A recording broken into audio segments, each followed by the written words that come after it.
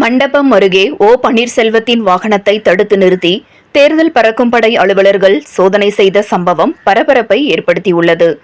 பாராளுமன்ற பொதுத் தேர்தல் வருகின்ற 19ஆம் தேதி நடக்க இருப்பதை முன்னிட்டு கணக்கில் வராத பணம் மற்றும் அன்பளிப்பு பொருட்கள் வாகனங்களில் எடுத்துச் செல்லப்படுகிறதா என்பதை தேர்தல் பறக்கும் படை அலுவலர்கள் ஆங்காங்கே வழிமறித்து வாகனங்களை சோதனை செய்து வருகின்றனர்.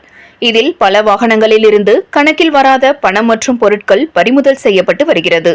தேர்தலுக்கு இன்னும் சில தினங்களே உள்ள நிலையில் பறக்கும் படையினரின் வாகன சோதனை தற்போது தீவிரமடைந்துள்ளது.